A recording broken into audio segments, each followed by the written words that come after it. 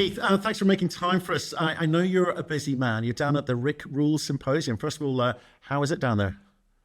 It's actually very busy. A lot of traffic, a lot of shareholders coming up to our booth, seeing us. We just got invited this year. It's our first year because Rick became a shareholder at the beginning of the year, and he has to be a shareholder for you to be allowed here. So we're quite excited about it, and we're meeting a lot of great individuals. Fantastic. I think we're hearing the same thing from other folks as well. People are still leaning into gold, silver thematic for sure. Like I say, I haven't got much time, so we're going to take full advantage of this. We saw the press release come out. There's a couple of things that I want to talk to you about. First, I'm going to start with something I wasn't quite sure how to read, which was you've been asked to kind of go through an environmental preview report process off the back of your previous application.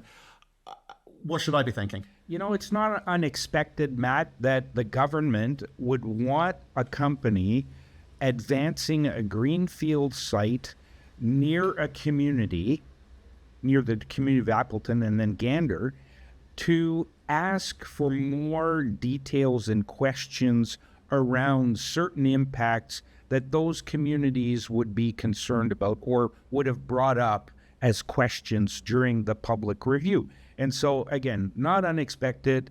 We're working collaboratively with the government.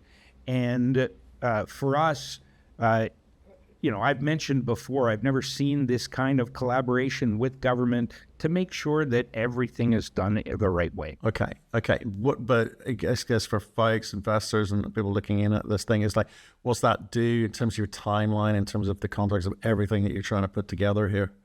Yeah. So when you look at our timeline, there's really two pieces. One, there's the advancement of Queensway, which is the greenfields, and it's the mine.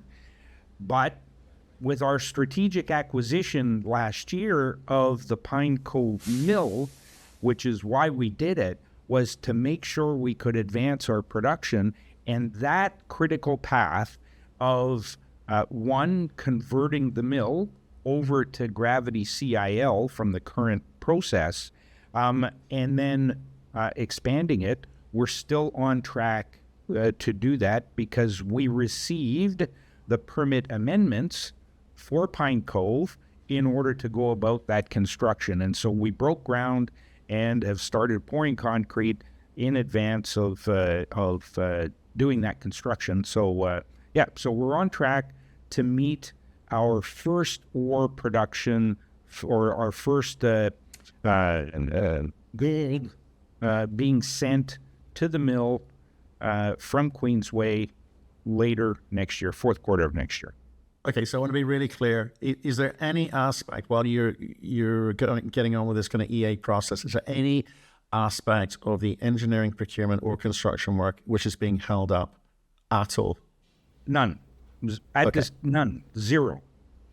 Yeah, and of course, we'll work with the government and we'll monitor it as we go. But the way we see the current outcome for the EPR process right now, nothing's been affected. Right. Okay. So, and let's go back to the premise that you have got in place. We're obviously the amended permit for Pine Cove gravity CIL circuit that you just mentioned. Why is there confidence? Because you're saying, well, actually, you expect this for a greenfield site. You're working collaboratively. You're getting on with stuff. So, is there any cause for concern?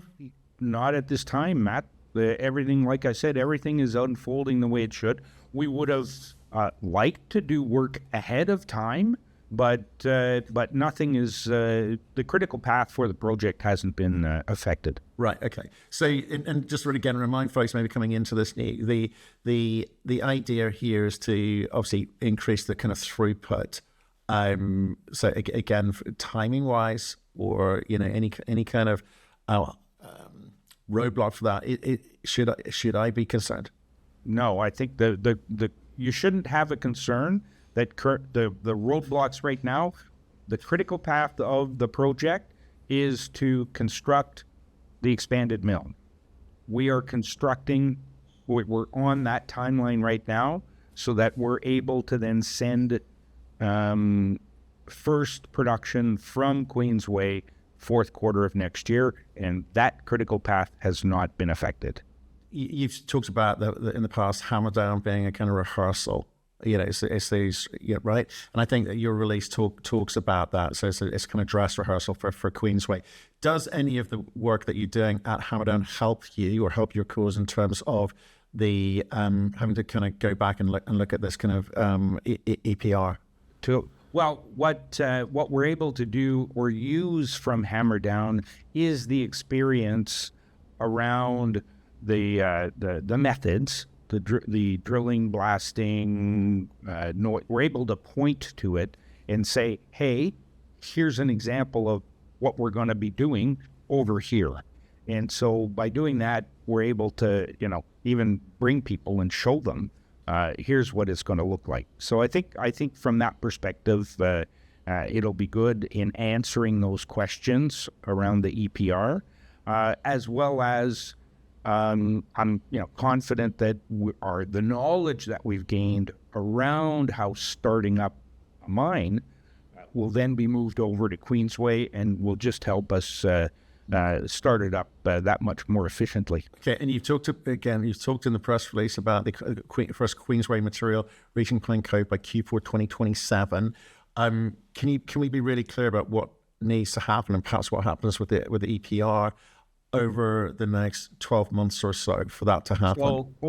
So the next, from the decision point, which was last Friday, the government have 60 days to give us the guidelines. In other words, what it is we need to answer as questions, what we have to address. And then we go about doing our work until we get the guidelines. Can't really say how long that will take, but call it 1 to 2 months. And then after that, the minister then has a decision to make within 45 days.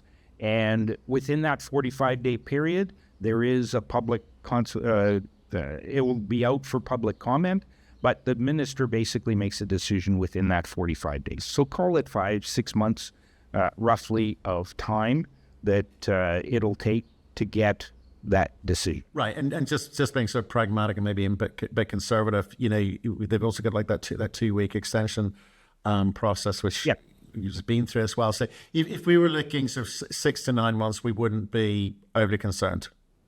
No. Okay, that's fair. That's fine. So there's obviously a technical report coming out later this year with a new resource mine designs and all that kind of good stuff. Team in place, it's just cracking on as previous conversation. We're delivering on what we've promised since the beginning, and we continue to deliver on those. Okay, and I suspect that's going to be the kind of biggest catalyst for you for the rest of this year, other than the EPR, maybe into next year. Well, the EPR and commercial production at Hammerdown. Well, Keith, I appreciate you calling and appreciate you sort of answering these sorts of questions, because it was one of those things. I suspect that'll be some of the questions you'll be answering at the conference there, and some of the questions coming up, with retail over the next few days as well. Business as usual. We'll speak to you soon. Okay. Thanks, Matt. Peace.